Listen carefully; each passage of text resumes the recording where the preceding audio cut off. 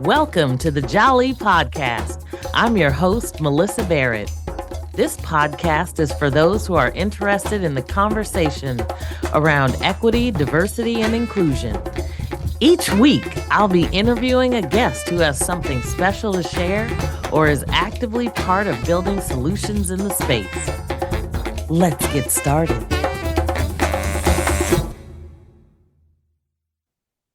This week, I have an opportunity to speak to a friend of mine. His name is Vincent Broyles, and Vince is a seasoned technologist. He brings a wealth of experience in shaping strategic and technical direction across a wide range of industries. I'll give you a little sense for his background because he has a background in industrial IoT, energy conservation, and sustainability. He spent his career developing and monetizing innovative technologies that drive both business and environmental success.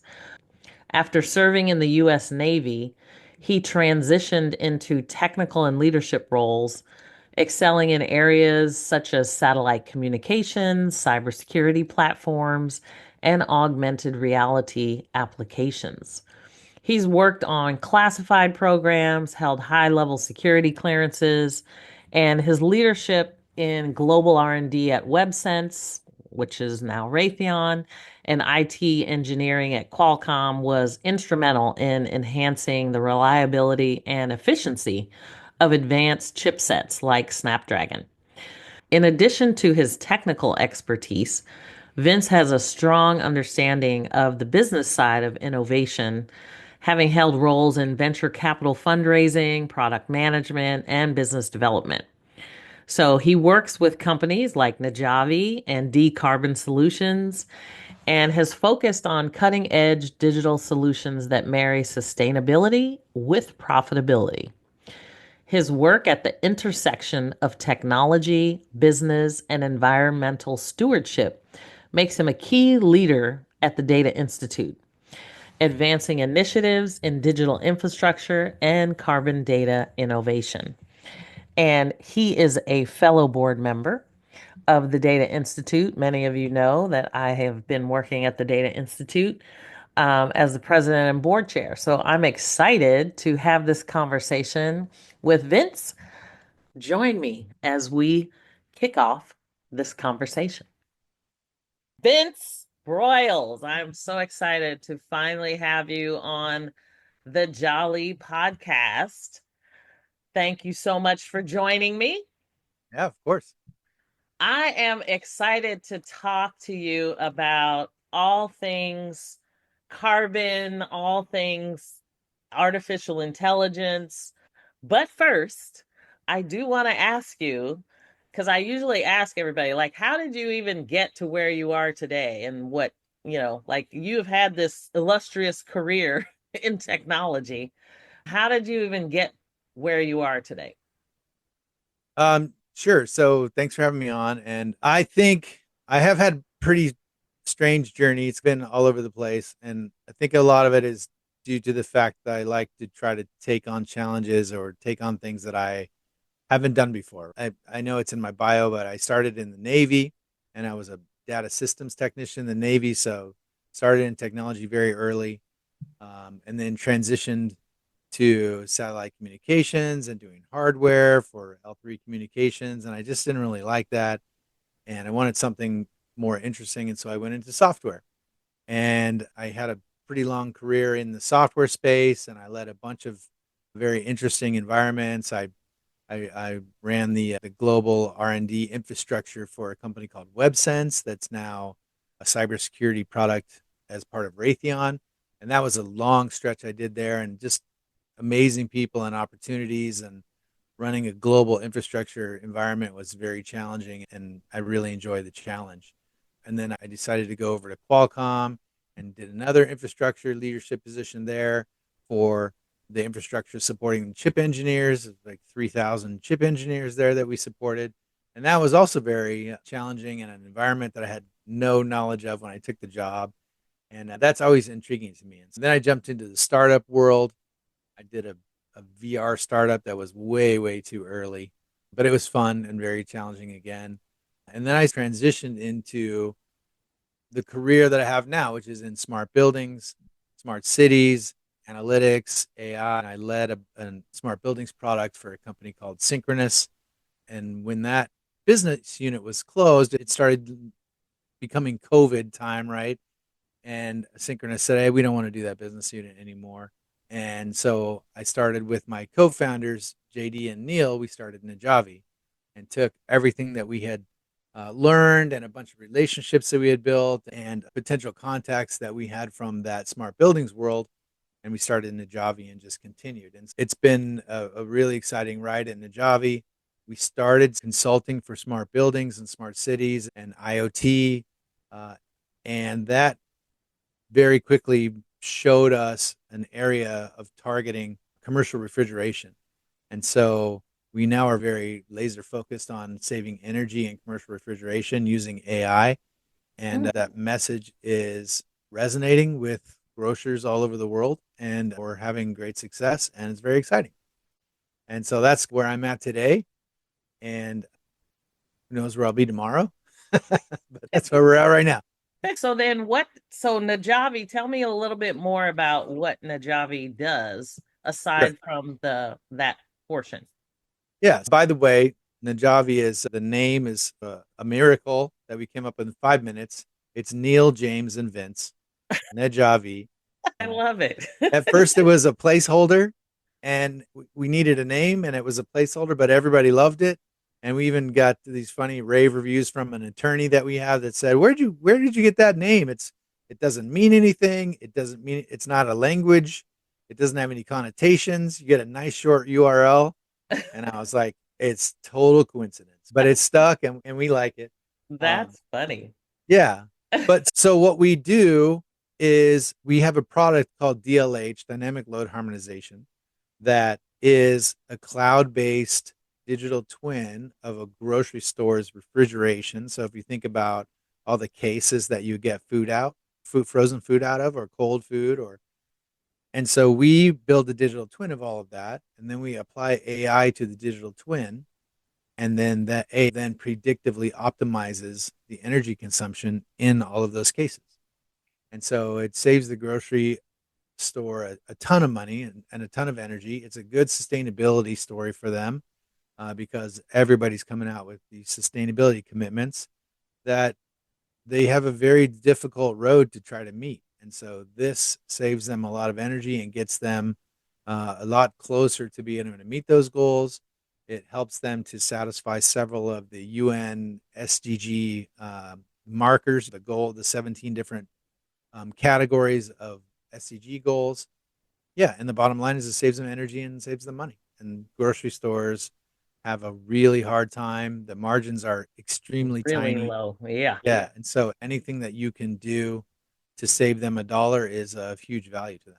It is new technology, right? Because it's AI and this convergence of AI and cloud and connectability and all of that coming together. But it is time for that, and so we're seeing a lot of interest and a lot of progress. That's awesome. So, in terms of, I know you also have had some interaction with carbon emissions and all of that. Talk to me a little bit about, because I am privileged, obviously, to have you sitting on the board at the Data Institute as well. And tell me a little bit about just the road to carbon emissions, because I feel like there's a lot of conversation happening about carbon exchange, but there's Mhm. also a lot of challenges, I guess I'll call it, related to carbon exchange and the sustainability of it. Yeah, so I think whenever you're in the world of energy savings now, there's a component of that where you would like to or attempt to apply some sort of carbon value as well. And it is interesting and difficult because so things like what we're doing in the Javi, there's not really a blessed template for that to apply directly to a carbon credit. But that world has been very interesting to me. And I do think that it will get there. You've seen very recently a lot of, if you want to say, waste, fraud, and abuse in the carbon markets, right? Where there's been double selling and people call it greenwashing and all of this negativity in the carbon world. But I think all that's going to get ironed out. And anyway, I hope there's a future where companies that take energy saving measures or carbon saving measures can easily attribute that to carbon credits or some sort of carbon value. And then there's another world. A bunch of friends and colleagues of mine are also working on being able to attribute some sort of carbon value to personal changes, right? So if you were to do solar in your home, or you were to change out your pool pump, or you were to do X, Y, and Z, we believe that individuals, and this is part of the Data Institute philosophy as well, right? That those sort of credits or that sort of value should be able to be applied to everyone. It shouldn't just be for the rich, or it shouldn't just be for big corporations. It shouldn't it shouldn't be the well-heeled on one hand paying off the well-heeled on the other hand, right? There should be an equity in making life changes or making environmental changes that reduce carbon. Everyone should be able to benefit from that in some way. And so my that it all comes together in my belief that anything that you do to save energy and reduce carbon, there should be a value that is attainable in some fashion. I don't know. That's how I got Yeah, to where I'm at. definitely. And now that you brought up greenwashing and all the waste, fraud, and abuse, tell us what that means. So greenwashing is just at a very high level. Greenwashing is when companies put out these plans and they'll buy credits and they'll do things to say that they are green, or that they're zero impact, or right, that their sustainability is a zero impact, but it's really not. Or maybe they purchase credits that have been double sold, or that don't really mean anything, or they've purchased credit out of a forest that no longer is there, or those kind of things. Greenwashing has become a big overused term, but that's the idea behind maybe someone who's accused of greenwashing. They're doing those Yeah, kind of activities. it's not real. Right. It's not real. Yeah. So as we take this road with, from a data institute perspective, we're obviously focusing on digital equity, digital equality, really for all. How do you see the transformation of intelligent infrastructure or digital transformation in the United States, and how it connects with all these other industries? Yeah. The United States, by the way, I think is behind as we For sure. look in, yeah, in other areas of the globe. They're ahead legislatively, they're ahead in peer pressure among companies and people and customers. But I think where all of it's going, no matter who you are or where you are, is everyone started realizing the need for a standard, right? And that's why the Data Institute, the nonprofit Data Institute, is has a goal of reaching standards like that. And one way to create a standard is to create limits and parameters. And I think a way that we are looking at it, and a way that the world is going to look at it going forward, is that these things should be measured. And the way that you measure energy consumption, the way that you measure water consumption, the way that you measure carbon emission, all of that is through sensors, right? Through IoT. And so there's also a paradigm of a lot of carbon value right now is based on future results. I'm going to build this forest. I'm going to protect this land. I'm going to build this big sequestration plant, and it will save so much. But I think one of the interesting ideas, to me anyway, is to make those investments, whether they're, even if they're forests or carbon sequestration, or if it's an energy saving measure or whatever, make those changes. And then maybe you have to get that certified, or there's some sort of certification level on that investment that you make. But then measure the amount of energy saved, measure the amount of carbon saved, and then create a digital asset out of that measurement, and then have that be the item that has value attached to it. And so if you think about it that way, if you think about this digital package that represents an amount of carbon saved, avoided, amount of energy saved, then that digital package then becomes tradable, becomes a piece of value, as if it were a dollar or a piece of silver or whatever, a commodity. And going forward, if you believe in that paradigm and you believe that you're creating these little digital packages that have actual value based on a measured savings or avoidance, then why can't everybody produce those? And why can't those things be traded for value, even if you just live in an apartment and you put a little solar panel on your balcony and you get one of these things in a year? Why can't I still trade that one thing I created this year for $12 or whatever it is, whatever the Yeah. value is? Right. So Yeah. that's what I think, that's where we're going. I hope that's where we're going because that speaks to the equity, right? Mhm. Equitable opportunity for people who want. And then imagine if you, right now, you've got companies doing it, but what if you enable this and then all of a sudden you have a billion people participating in avoiding carbon, reducing energy consumption? A billion people are participating. That's going to have a huge impact. Wouldn't that be awesome? That's a good thing. Our whole focus is, of course, all about equity and making sure that citizens are at the table, especially when it comes to privacy. And because right now you have a lot of cities that are like, hey, let's put up all these sensors everywhere. And I don't think a lot of people know, or I should say, a lot of city officials maybe aren't asking questions related to where's the data going, who gets to use the data, can they sell the data, what are the limitations that need to be put on the data, like all of those things. And you talked about kind of the connection between IoT.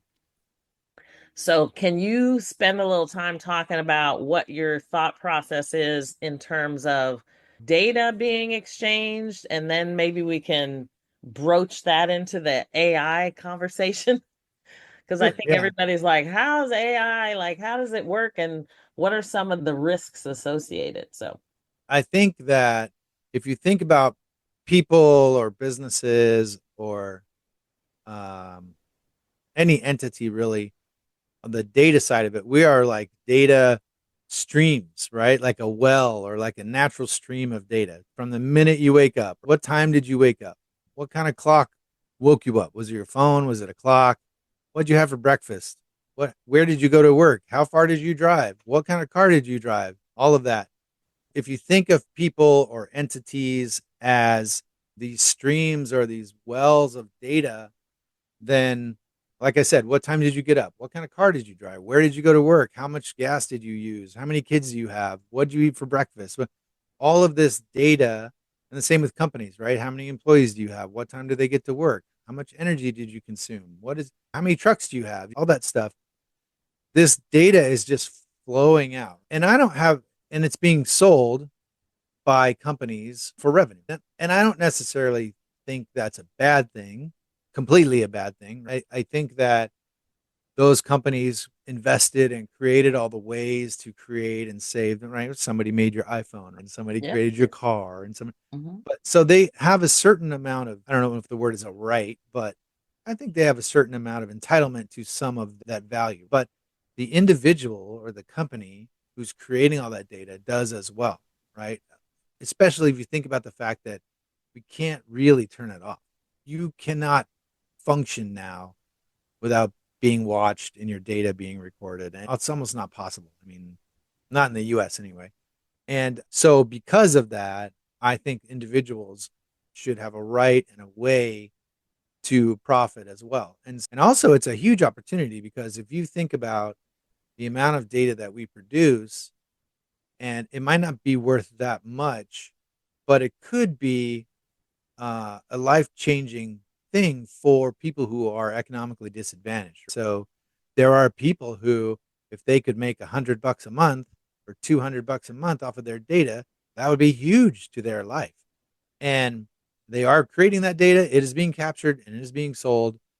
So to me, there's an opportunity there for politicians or whatever we might call it, a universal basic income or something, but just really a way for them to profit off of all the data that they're creating that's going out into the ether, right? The internet, and being sold for profit. And it's interesting you say that because I always think back to I spent a stint at a payment technology company, and Uh, one of the jobs that I had was president or CEO of a credit reporting agency. And one of the things, I'm not saying credit reporting is perfection. I'm just saying I think that back in the 60s, when we didn't have credit reporting, people would make judgments that were very individualized, right? If my dad walked into a bank, they'd be like, nope, you're the wrong color or whatever. Whereas, at least when we think about credit reporting today, there's a score, there's information that's in there, and that people have the right to actually go in and validate what is in there and if it's accurate. sure. And I think in a lot of places where we're talking now with all these sensors and things that are coming out, you don't necessarily have an opportunity to fix anything if something is incorrect or maybe captured incorrectly, whatever the situation. And so I think it's interesting when you talk about this, I'll coin your term, universal basic income, um, because I think everybody, it's expensive to live in so many places now. Yeah. And a few $100s or whatever it is could absolutely make a difference in people's lives. I was literally talking to somebody last month, and I was telling them that this one man was responsible for helping my father get to college. And I think it was just a few $100s that he raised for him at the time, but it has literally changed the trajectory of our entire family. We're college graduates, we're like, it's totally changed where he would have been and how his life went based on that. And so it's just interesting to me that we can have such a conversation. And then you bring in this industrial revolution around artificial intelligence and what that means. Because it's almost like you have all of this data, but now you're putting it on steroids because now stuff is being made up about you. I put my name in, and it's okay, that information is not actually accurate. Yeah. Yeah. So, how do you think how do you view artificial intelligence based on the stuff that you're doing, both at Najavi and where you think it's going? Because these models are significant, they're speedy, but they're not always accurate. And there's some risk to some of these models as well. Yeah. Let's pause for a moment. We'll be right back.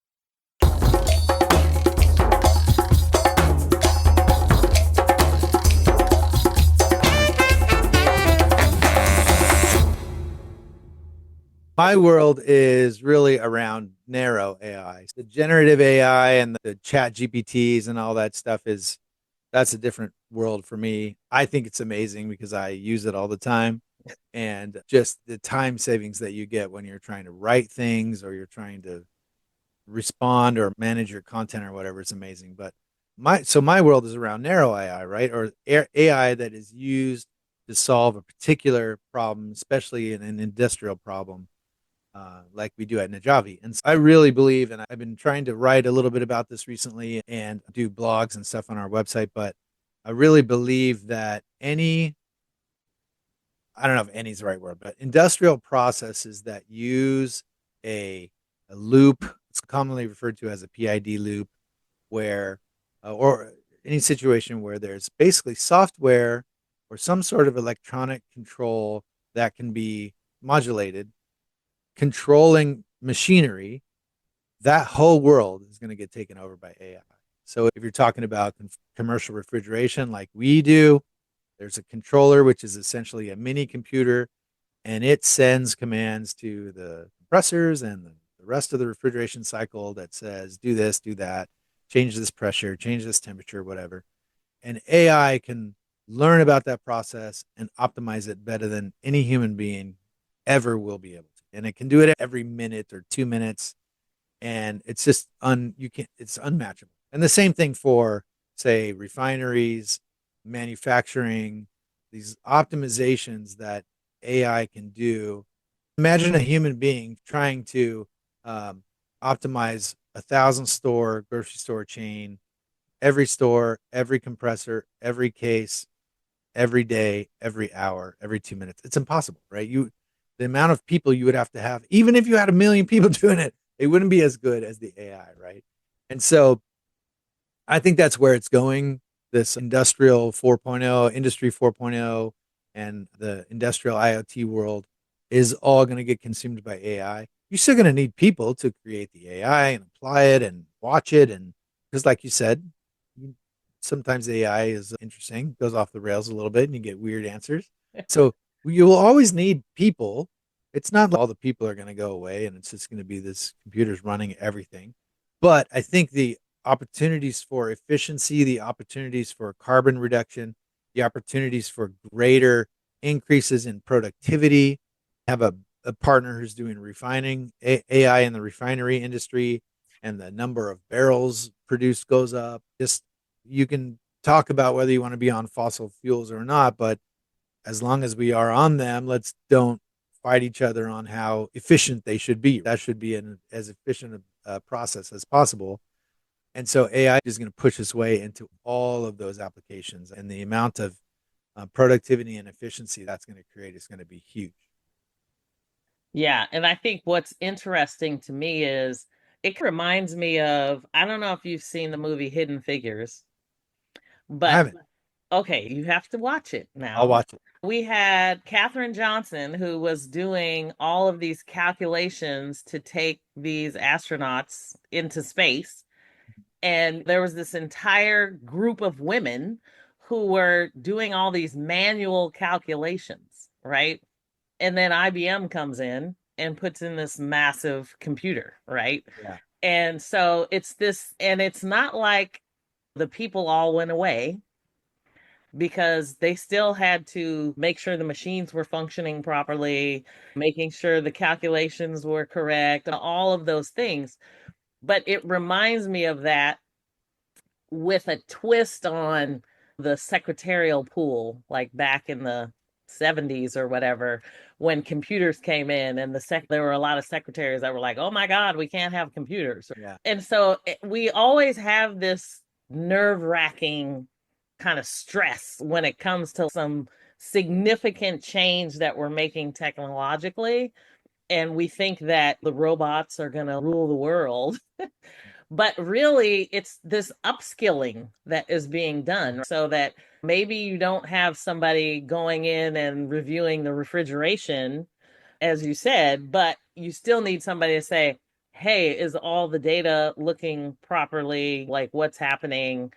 Let's make sure things. And so there's a lot more analytics, there's a lot more jobs that are created, but they're different jobs. Mm-hmm. Sure. Yeah. And So so evolution it of is, people, and yes. yeah. So So, what do you think are there risks in terms of AI, not only just inaccuracy, are there even in the business that you see developing in industry, whether it be, I don't know, we could be talking about transportation or whatever, sure. autonomous vehicles or something. That kind of stuff, I will say, gets me a little nervous when we're talking about taking a car and getting in and there's no driver and stuff like that. I'm like, oh, I don't know. I'm Yeah. not an early adopter on there. I Yeah. appreciate the innovation. Yeah.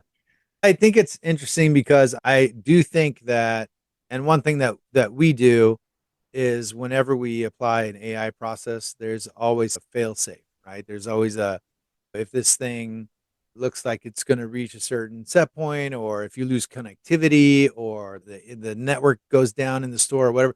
There's all these fail safes, right? That say allow it to continue as it would have before any AI was applied, and that type of thing. And it's funny because I always think of in the self-driving car world, I'm always afraid of I'm not afraid of the car too much. I have a lot of trust in The car, the vehicle. AI and the Yeah. car. I'm afraid of the other people, right? Because I know when I was a kid, I would have tried to screw with that self-driving car as much as I could have to see what would happen. And I don't want to be in that car when some kid decides to do that or whatever, or an accident or a road that's not painted properly or Right. something. And so That's what worries me. And That's I the think that, nerve-wracking part. Yes. yeah, and I think the human part is to be the guidelines on the AI, to harness AI. It's like when the car first came out, right? People probably said you're going to go too fast and kill yourself, or you're going to do that. And the point of the human was to drive the car. Like somebody has to operate it. And so somebody has to, just talk in very simple terms, right? Someone has to operate the AI and put limits on it and make sure it's being used properly and doing what it wants. But that's what software engineering is all about. And the people who are working in AI every day, they know that whole paradigm. And so Yeah. I'm not too scared of it. I'm not worried about it ruining the world or anything, but you have to be responsible with it as well. Absolutely. And I think when I get nervous is when I walk into a test station, for example, who's testing on real world roads, and then they're testing on things that may not even recognize that there's a person that doesn't look like that crossing the street. And there's some very real, what kind of testing are we doing? And is it heat signature? Is it LiDAR? What are you actually using to make sure that you can recognize everyone and everything that's coming in front, right? Sure. And I think we've come a long way. We're continuing to grow in lots of different ways technologically, but as you mentioned, I think we are definitely behind. So anything we can do to help, I think makes sense. And I love the fact that people are starting to think about value when it comes to you as a person have a value. And that's not to say it's 100 or $200, but in terms of like the data that you give, the information about you, there is all of these things that are more or less valuable, like your credit score in a way.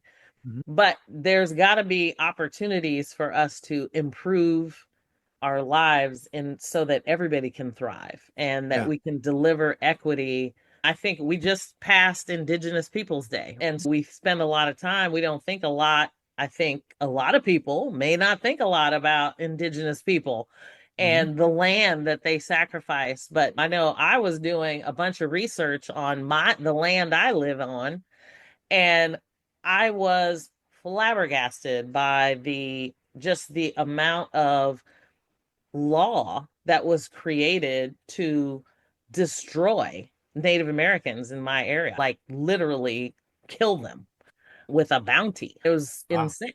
And I had no idea. Yeah. Interesting. Yeah. I didn't know So, that either. yeah, there's so much history to what we have been doing that when we think about AI, I think we need to bring that all with us. And I think in a lot of cases, AI doesn't have the history because we've suppressed the history. And so we need to make sure that people are telling their stories, bringing their entire selves with them as we go out and focus on artificial intelligence. Yeah, I think so. And I think it's important to remember that AI knows what we put into it. That addresses kind of the point that you're making. You have to put truth into it or it's not going to come out. That's why I Yeah, like to stay on the narrow AI side. We're just saving energy. All that other not stuff is just, not it's just. That's a good thing. yeah. It's a good thing. But I think it's important to, when you think about the value of data, and you might think, people, I've heard people say before that, oh, it's too hard. It's, how could you pay everyone? They have your credit card. They have your banking information. All these, I don't see any blockage to subscription style remittances for data, right?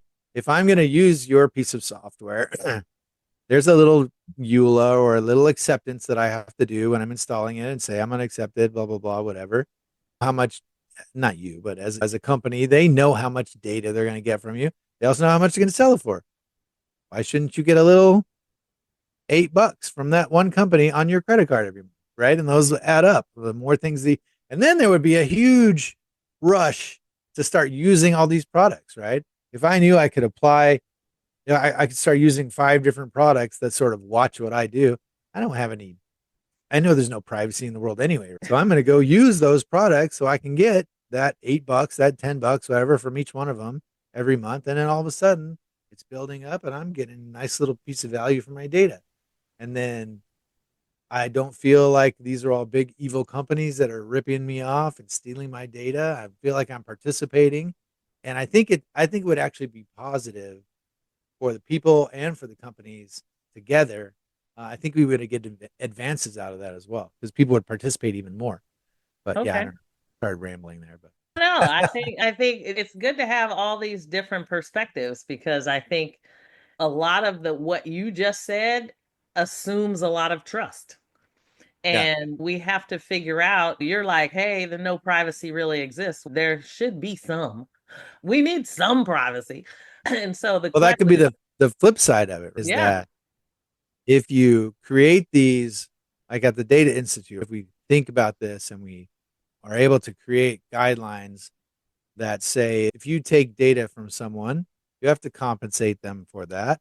That's a probably pretty complex conversation, but you have to, and they have to accept that. And if they don't, then you can't take the data and you can't sell it, right? That's the flip side of that coin. I think that would be a much more equitable situation going forward. If everyone knew, okay, I'm giving up, like me, I would totally give up my data because I know it's all out there anyway and I don't have any, I would give it all up and then I would get a check and I'd be really happy. But some people would say, no, I don't want you to have any of my data. And then they wouldn't because the laws and the standards and everything would prohibit that. And then you wouldn't have, there are data rules in some countries that are very prohibitive. And the first thing everyone says when, hey, do you want to adopt this technology? The first thing they say is, do you adhere to these data rules? And if you Mhm. don't, then you're stuck. And it's like a yes or a no. It's like a pass or a fail. But I think there's a middle ground there where you could say people can opt in or they can opt out and they get compensated. And it would enable a lot of technology faster, maybe, because there would be a new way forward on data. Yeah. And this is maybe just barely scratching the surface Yeah. of all the things that we're talking about when it comes to creating a thriving economy in this new industrial revolution. So I think it's really interesting. Everybody's perspective is so different in some ways, but it's also similar. Like everybody has a digital footprint. Yeah. Usually there is Yeah. some level of a digital footprint somewhere on you. Right. And so the question is, how do we continue as a citizen to manage our own digital footprint? And the transformation is real because when you're talking about putting sensors in roads and highways and building logistic value and all of those things, there's so much opportunity, but we are living on highways from what, the 1960s or something in many cases. Yeah. So it's not an easy transformation to just be like, okay, we're going to add hundreds and thousands of miles of sensors across the country traveling down the highway. It is a major effort, but it seems like there's never enough funding to do any of it. Operating with the city and making sure that the community is involved is so critical to how we get to something that really allows everybody to thrive wherever they live, work, and play. Yeah. If you think about it too, and on the city or municipality level or whatever, that there might be local jurisdictions where they feel they have a right to value from data as well. People driving on city roads, using city resources, and that data is also being scooped up and traded upon and has a value to it. And so cities might be able to find a way to increase their revenue and have more money to do things for citizens based on the data that those citizens provide. But right Yeah. now, there's no framework or guidelines or anything to to not only not force that, but to not even do it. Right? It's all one on one. It would have to be a single negotiation between a city and a big company that trades data or something, right? There's no standards around that on this is what you do, and then could be scaled to cities all over the world. Yeah. It's an interesting challenge. So it is awesome to have you join me.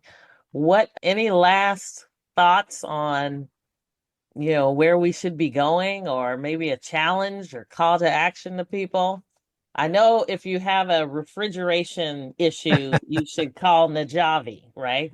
That's right.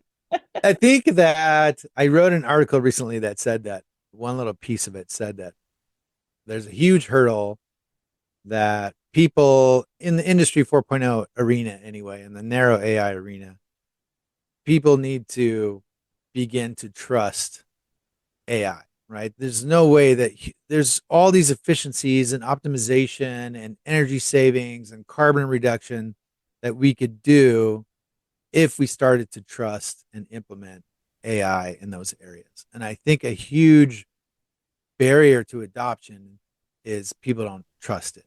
And I think a lot of that is just familiarity, education, and I hope that people will start to trust it more. If you trust it driving down the road in your car, let's trust it to save some energy in a grocery store or a refinery or whatever, right? It's not this boogeyman. So that would be my call to action. Start trusting the advances that are out there. Don't be afraid. Open your eyes and your imagination as to how much better these areas, anyway, can be with the application of AI and in the cloud and software. Yeah, that's awesome. Awesome, awesome. Thank you, Vince. It has All been a right. pleasure. Yeah. Thanks for coming on and chatting with me on the Jolly podcast. No And problem. we look forward to hearing more from you and the Data Institute along the way. And certainly blessings to Najavi and all the work you're doing in that space, because I think the more we can do, the better our world is. All right. Anyway, thanks for joining me.